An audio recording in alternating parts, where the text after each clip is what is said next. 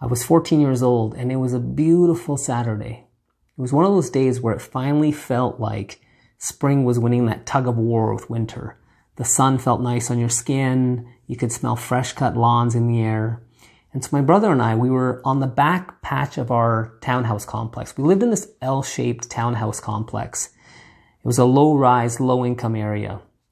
And in the back, we had this large soccer field-like grass area. And so we were out there, we're kicking the ball around, just enjoying this beautiful day. And no one else was out back except for this young girl. She was about 7 or 8 years old.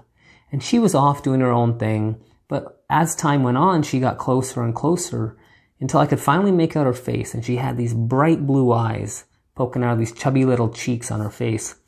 And so I stopped the ball under my foot and I kicked it towards her. And she watched it roll by and I said, "Go ahead, get the ball." And so she hesitantly grabbed the ball and kicked it back to me. And then before we knew it, she had warmed up and we were running around with her and she's laughing. We're having a great time. And then we heard this yelling. I wasn't sure. It was someone was calling a name and I couldn't hear it at first. And the second time I heard it was Hannah. And then I realized that this young girl's name was Hannah. And so she stopped and she answered her mother, who was standing on the back of her porch. And she said, "Yes, Mom." And her mom said, "What are you doing?" And she said, "I'm just playing with the Packies." Now, she got called away. We continued playing. And I mean, my brother and I, no one talked about it, but it's always stayed with me. And that thought has stayed with me, and the anger that I have has stayed with me. And it's not because of what was said. It was not because of me or what she had said towards me. It was more because I felt angry at the parents for teaching this young child at her most impressionable age about disconnection, about difference, about better and worse. And so I held on to this anger for many years until recently I actually came across this Buddhist story.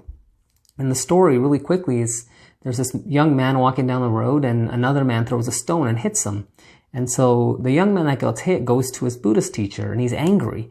And the Buddhist teacher says, "Why are you angry?" He says, "Well, I'm angry with that man who hit me with the stone." And the Buddhist teacher says, "Well, why aren't you angry with the stone?"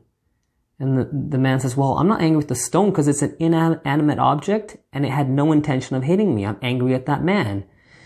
And then the Buddhist teacher says, "Well, with that logic, you shouldn't be angry at the man. You should be angry with his pain."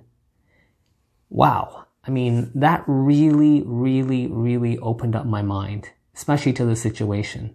I actually saw Hannah's mother as a little child being taught disconnection, maybe being taught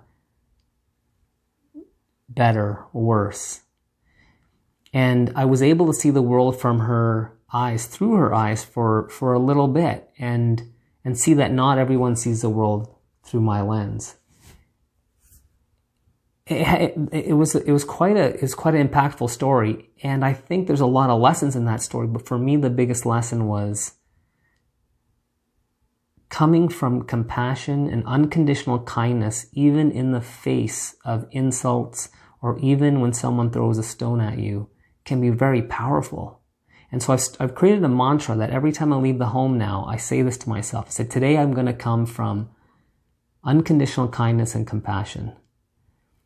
And then I think, imagine if we had a world where we all left the house and thought, today I'm going to come from compassion, unconditional kindness. Imagine if we could show kindness when someone throws a stone at us or directs an insult to us. Imagine if we can show compassion, understanding, and then send kindness their way. Today I will come from compassion and unconditional kindness.